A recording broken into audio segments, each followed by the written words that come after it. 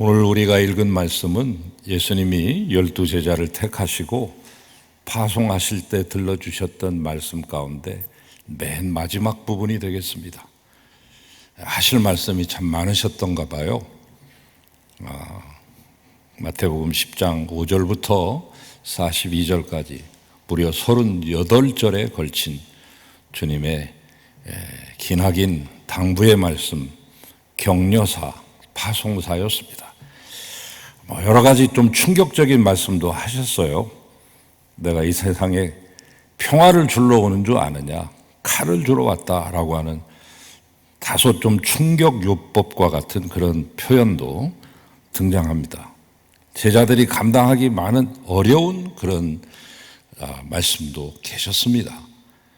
그러면서 마지막으로 이 제자들을 다독여서 격려해가지고, 얘들아, 너희가 가는 길이 가시밭길이다마는 그렇게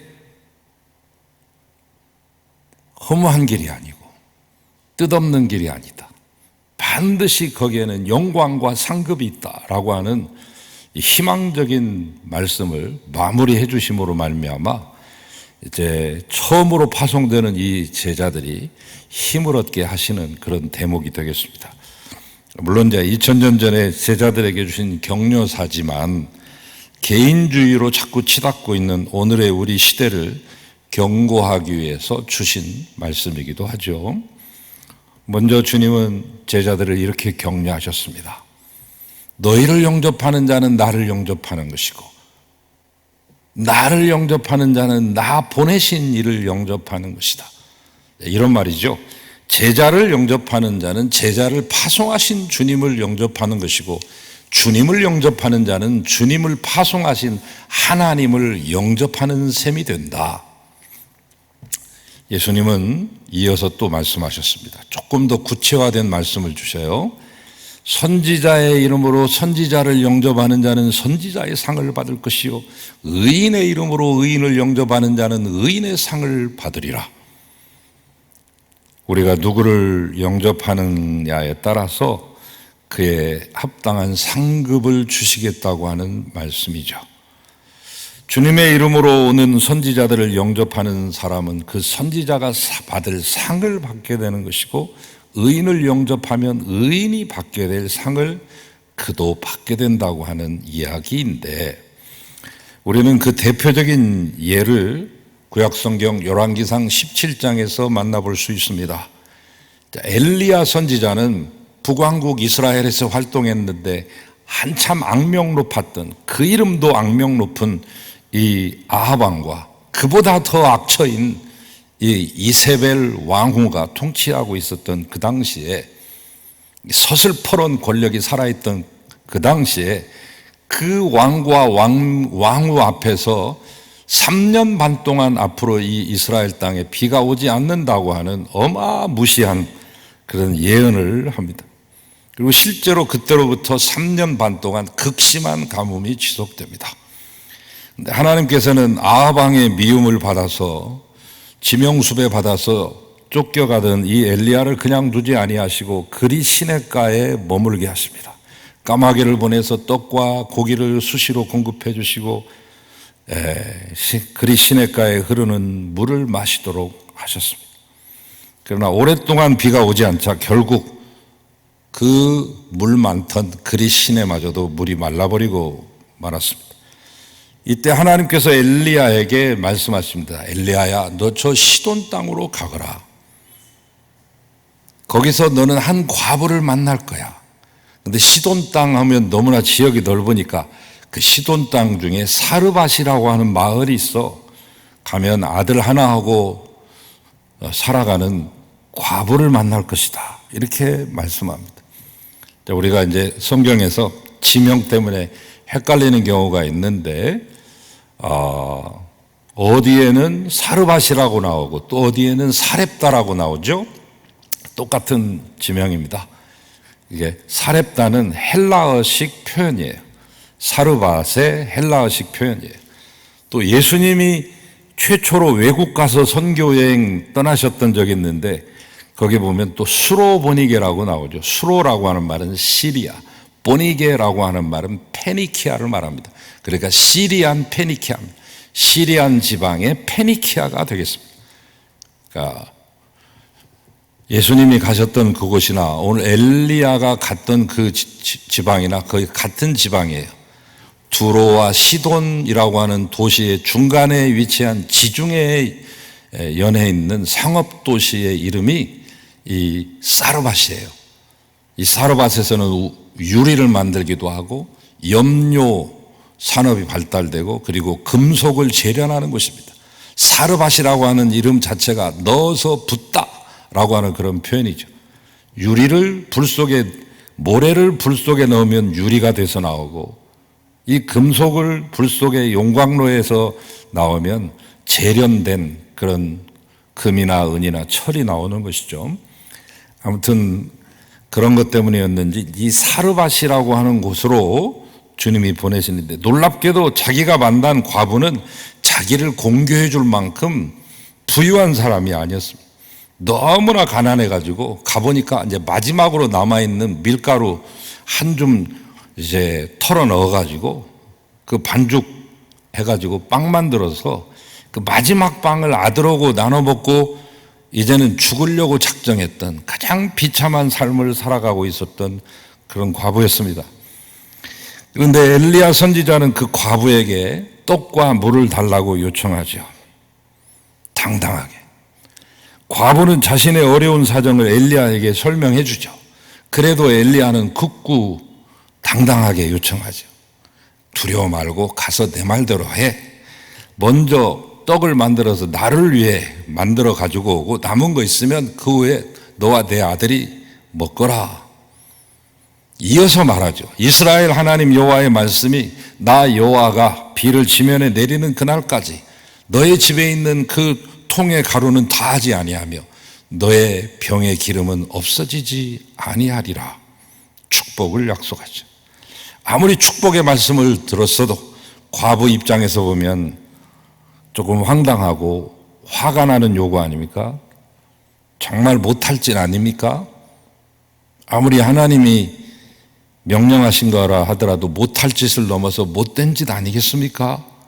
과부가 생각할 때는 이 사람이 정말 하나님의 보낸 선지자 맞아? 우리 아들하고 마지막 빵 만들어서 먹고 죽으려고 하는 이 빵마저도 빼앗아 가다니, 이렇게 생각할 수 있습니다. 이 과부는 하나님의 선지자 엘리야의 말대로 행하죠. 그랬더니 어떻게 됐는가? 엘리야뿐만 아니라 자신과 자기 아들까지 가뭄이 끝나는 날까지 먹을 것 걱정하지 않고 풍성하게 살게 됩니다. 이 사건 속에서 우리는 선지자를 대접한 사람에게 선지자의 상을 베푸시는 하나님의 축복을 만납니다. 그리 시냇가에서 엘리야에게 떡과 고기를 공급해 주셨던 것처럼 선지자 엘리야를 공개한 사르밧 과부에게도 엘리야에게 주셨던 똑같은 축복, 떡반죽 그릇이 마르지 않냐고 기름병이 떨어지지 아니하는 그 축복을 가뭄이 끝날 때까지 아무 걱정하지 않도록 하나님께서 풍성하게 채우셨습니다. 지금부터 한 20여 년 전 일이니까 가물가물할 수도 있습니다만, 그러나 워낙 저에게는 충격적인 사건이었기 때문에 지금도 생생합니다. 제가 30대 후반에 지방에 있는 교회 담임 목사로 청빙을 받아서 갔는데 한 1년쯤 지났을까, 어느 날 혼자 사시는 권사님이 저를 찾아오셨습니다. 그러면서 어젯밤 꿈 얘기를 합니다. 목사님 꿈을 꿨는데 하나님께서 그 꿈 속에서 저에게 명령하셨습니다. 뭐라고요? 네가 가지고 있는, 네가 살고 있는 그 집을 저 김 목사에게 주어라. 그 얘기를 듣고 깜짝 놀랐습니다. 그러니 나는 하나님의 명령을 수행해야 되니 오늘 당장 가서 주민등록 초본 떼우시고 집에 있는 인감도장 갖고 오셔서 저랑 같이 가자는 거예요.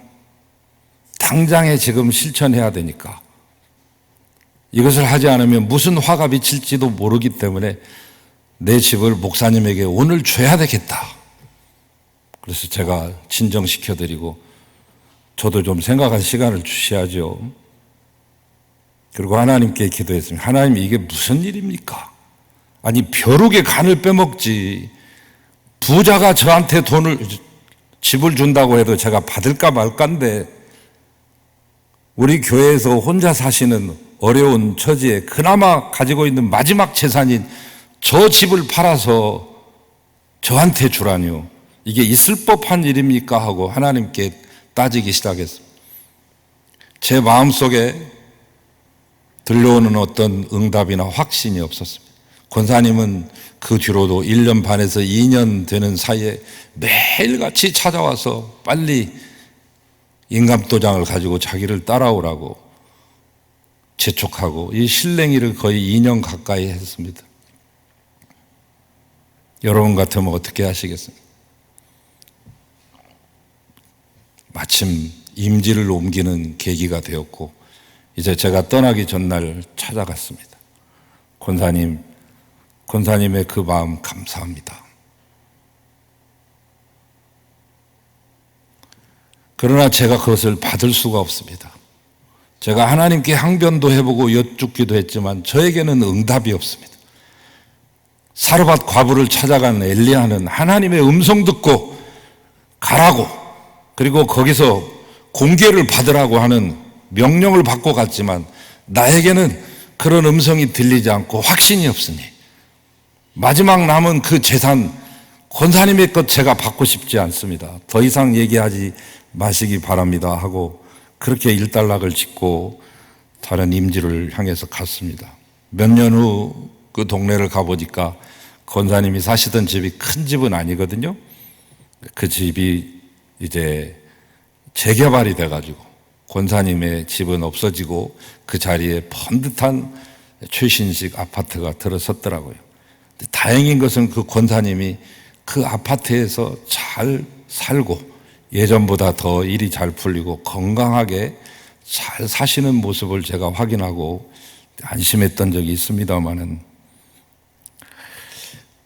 여러분, 하나님의 이름으로 여러분을 찾아가는 사람들을 잘 대접하시기 바랍니다. 목사가 신방 갈 때만 잘 대접하라는 말씀이 아니라 누구든지 하나님의 이름으로 하나님의 일로 여러분을 찾아가면 그를 맞이하기를 마치 하나님을 맞이하듯이 하시라는 것입니다. 그러면 우리는 사람을 맞아들이는 것이 아니라 하나님을 맞아들인 것이 됩니다. 신방을 하다 보면 어떤 분은 목사가 신방하는 것을 굉장히 신경 쓰시는 분도 계세요. 방도 깨끗이 치우고 식사 대접도 하시려고 만들어 놓고, 식사 대접이 좀 여의치 못하면 과일이라도 깎아 놓고. 제가 예전에 처음 목사 되고 담임 목회할 때 30살에 담임 목회했는데 첫 신방 가니까 하루에 커피를 15잔 마셨던 것 같습니다. 그 당시에는 그 커피 대접하는 것이 지금같이 믹스 커피도 안 나왔을 때죠. 그 맥심인가 맥스웰인가 하는 그 커피 풀이 막 잔뜩 타가지고 그 마시는 커피를 너무 신방 초기에 많이 마셔가지고 그 뒤로 제가 커피를 끊었던 기억이 납니다만, 그분으로서는 그것이 최대의 대접이었습니다. 그 당시 커피 대접하는 것이 그 살고 있었던 일산에서 그 농촌 지역에 살고 있었던 그분들의 최고의 저를 향한 예우였습니다. 지금도 잊지 못합니다. 1년이면 구두 4컬레씩 바꿔 신어가면, 왜냐하면 진흙이 많은 곳이라 한 번 신방하고 갔다 오면 흙이 이렇게 달라붙습니다. 그거 이제 말려갖고 털어놓고 신고 가면 몇 달 못 신습니다. 그분들을 잊을 수가 없습니다. 어느 댁을 가니까 신방 온다고 도배하고 장판을 다 해놓으셨더라고요. 그 어려운 형편에.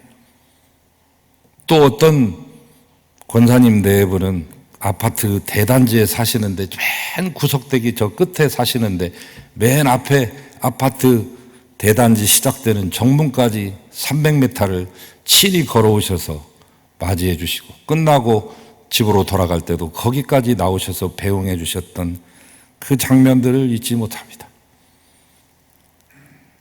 그러나 목사의 신방을 받으실 때뿐만 아니라 주님의 이름으로 찾아오시는 모든 분들을 그렇게 맞이하시기 바랍니다. 장로님이나 권사님들이 방문을 하셔도, 구역원이나 신도의 임원들이나 회원들이 주님의 이름으로 또한 구역 예배를 통해서 방문을 해도 주님 맞이하는 그 마음으로 맞이하십시오.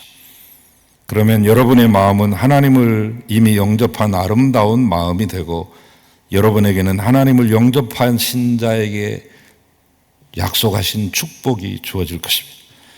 자, 마지막 절에서는 뭐라고 했을까요? 조금 다른 각도의 영접이 나옵니다. 또 누구든지 제자의 이름으로 이 소다 중에 한 사람에게라도 냉수 한 그릇이라도 대접하면 결단코 그 상을 잃지 아니하리라. 41절 앞절에서는 주의 이름으로 일하는 일꾼들, 선지자, 의인들에게 잘하라는 말씀이죠. 그러나 오늘 이 42절에서는 소자, 보잘것없는 자, 없어 보이는 자, 실제 없는 자를 영접하는 자에게 상 주시겠다는 그런 말씀입니다. 이 소자는 아무것도 없는 사람을 말합니다. 존재 자체가 별로 무의미한 것처럼 보이는 사람, 있는지 없는지조차 모르는 사람입니다. 41절에 말한 선지자나 의인은 그래도 하나님 말씀 선포하고 좋은 일 많이 하고 유명한 사람이니까, 하나님의 이름으로 축복해 주는 사람이니까 기꺼운 마음으로 영접할 수도 있을 것입니다. 그러나 내게 아무런 유익을 주지도 못하고 존경하고 싶은 마음이 우러나지도 않는 보잘것없는 작은 자를 영접한다는 것은 결코 쉬운 일이 아니죠. 저나 여러분이나 인간이기 때문에 누구나 다 높아지려는 마음이 있습니다. 그래서 사람들은 친구를 사귈 때도 저 사람 나한테 도움 줄 수 있는 사람인가? 혹시 나한테 손상이나 손해를 입히는 사람 아닌가? 혹시 내 체면이 저 사람으로 인하여 높아질 수 있는 것일까? 이런 생각들을 해보죠. 저울질하고 차로 재봅니다. 그래서 나보다 나은 사람과 조금 사귀려고 합니다. 그래서 그들에게는 친절하게 대합니다. 좀 더 가까이 가보려고 안간힘을 씁니다. 교회를 선택할 때도 사람 많은 곳으로 가고 인맥 쌓기에 좋은 곳으로 가는 것은 비단 사업이나 상업을 하시는 분만 하는 것은 아닙니다. 누구나 다 그렇습니다. 반대로 자기보다 못하다고 생각하는 사람, 그 사람과 사귀면 내 체면이 구겨진다고 생각한다거나 내가 낮아진다고 생각하면 상종하기를 꺼리기 시작합니다. 잘 사귀려 들지 않습니다.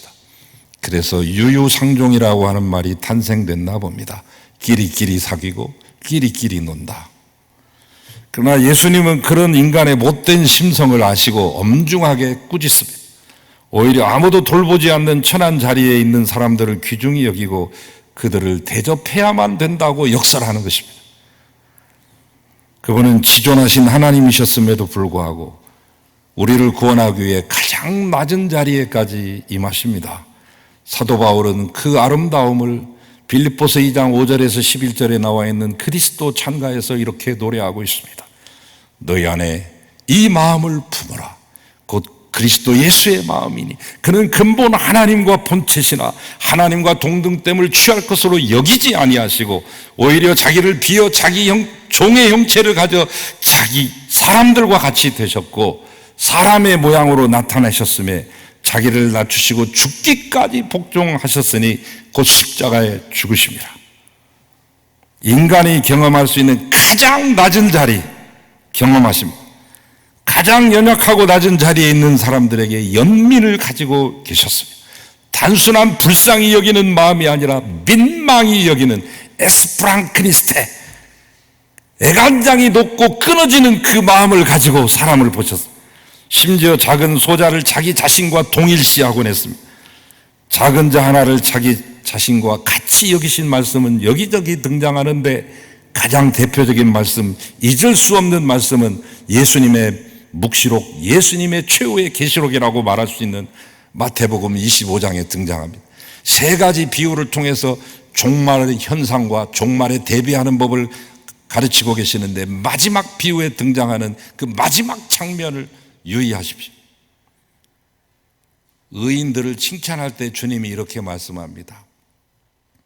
너희들 내가 줄일 때 먹을 것 줬지.